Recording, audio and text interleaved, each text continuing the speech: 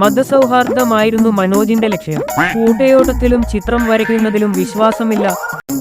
മതസൗഹാർദ്ദത്തിനു വേണ്ടി ആദ്യം കല്യാണിക്കുട്ടിയെ കല്യാണം കഴിച്ചു. 2 മാസം കഴിഞ്ഞപ്പോൾ മേരിയെയും അധികം താമസിക്കാതെ ആമിനയെയും നിക്കാഹു കഴിച്ചു. 3 പേർക്കും പ്രത്യേകം പ്രാർത്ഥനാ മുറിയും.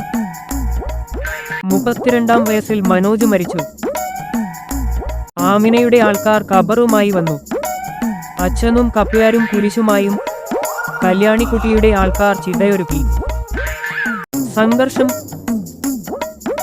പോലീസ് ശവം ഏറ്റെടുത്തു. സർക്കാരിനു വേണ്ടി മതസൗഹാർദ്ദത്തിന് മുന്നോട്ടിറങ്ങിയവന്റെ ജഡത്തിനവകാശി സർക്കാരല്ലാതെ പിന്നാരാണ്? പോലീസ് ജഡം കുഴിച്ചുമൂടി. എന്തെല്ലാം കുഴിച്ചുമൂടിയ പാരമ്പര്യം അവർക്കുണ്ട്. ഏതായാലും ബ്രിട്ടീഷുകാർ പണ്ടേ സ്ഥലം വിട്ടതു നന്നായി. അതല്ലായിരുന്നെങ്കിൽ ശവം വിഭജനത്തിൽ കലാശിച്ചേനെ.